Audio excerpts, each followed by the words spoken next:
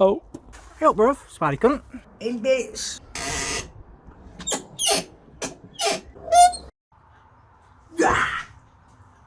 So we got out of the way. You know who that was for. Welcome back. Episode fucking 2. Who knew we'd get this far, eh? Today we are not going to be touching this. The S13. But we will be talking about it. A couple of questions. Saros, good friend of mine. What's the plan with this? Street, drift or both, he says. Both. So the actual full plan is, because I love drifting so much, we're going to go with a competition drift car. I'm never going to do I say never.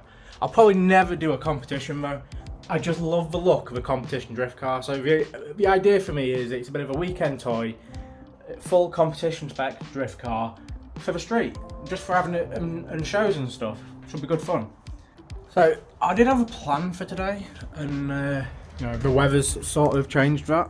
I was going to get the rust converter out and do underneath that and any rust I can find on that, but I think I'll wait for the next dry day to do that. So change of plan, and this video is probably going to span over a few days, maybe a couple of weeks. I need to get this shit ready. So we've got, these are two 330 auto petrol rear trailing arms, and this is the originals with two blown drive shafts in.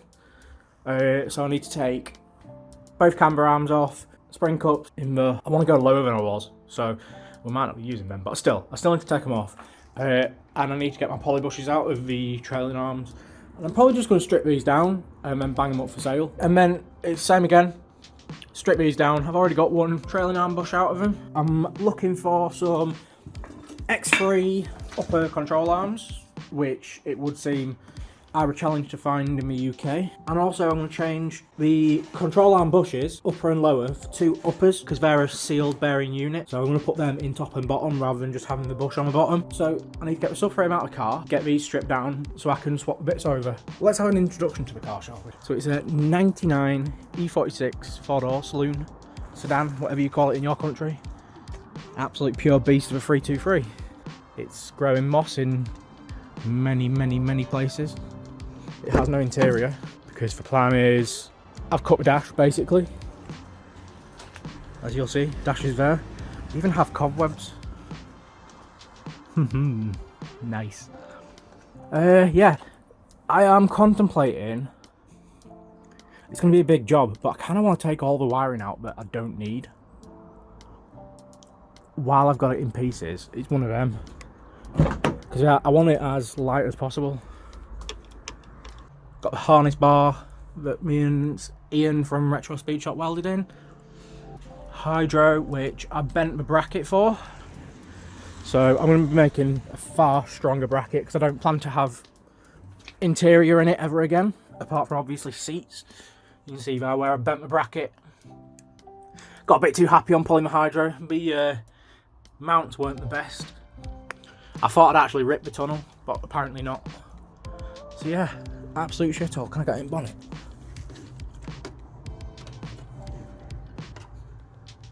Yes, I can. Weapon. Yeah, she's very fucking crusty.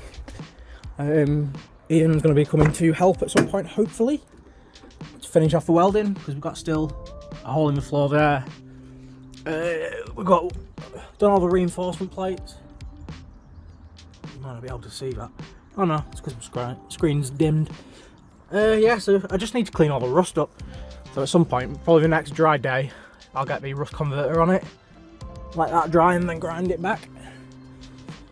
Hopefully you can get over soon, because we need to get it sorted so we can get the back end back on, so we can take it up to his unit and fix the rest of the rust. And then we've got, I've drilled holes in the floors, both sides, because why the fuck not, but we're filling with water.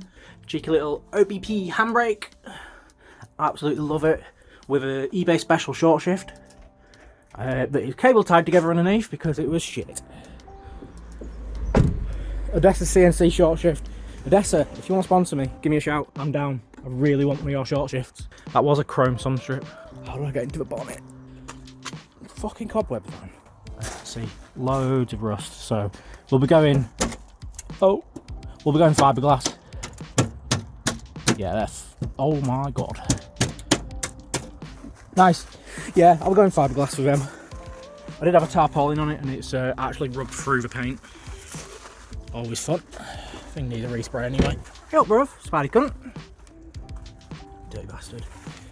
Yeah, it's nothing special at all. Just a bog standard 323 with the airbox drilled so it makes loud noises. Perfect. What more can you want for a top shitter? It was a 650 quid car as well, and it did 12 drift days before I broke it. It even went into walls and shit. Yeah, just a tatty old beast. Needs a respray, needs a load of metal work. But first, needs suspension. So let's get on with that. I'm gonna test out his camera. We'll see if this does good time lapses. So right now, let's cut to a time lapse, mate. In a fucking bit, dickhead.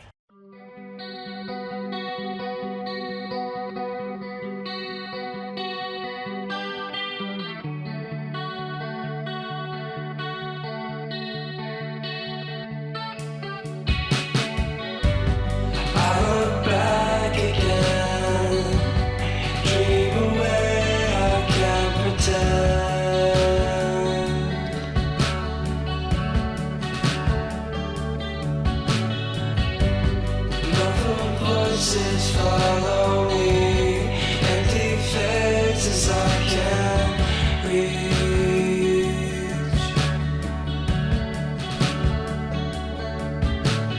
Dream away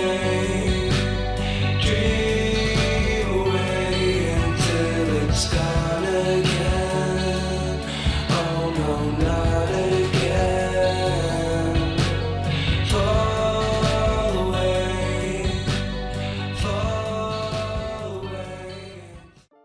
We'll take this quick intermission, have a little chat, dirty hands, right? If you don't fucking hit that subscribe button, okay, know what I mean? I'm gonna simba you. Straight over at forehead. That's the old small block, dog shit stuff, snap shafts, all stripped down, in bits. And now we're on to the big block shit. We need to be a bit more careful with this, get everything cleaned up, painted, take out what we don't need, like ABS sensors. Another Spidey cunt. Alright, bro. Yeah, let's get these fuckers stripped down as well. Back to the time lapse.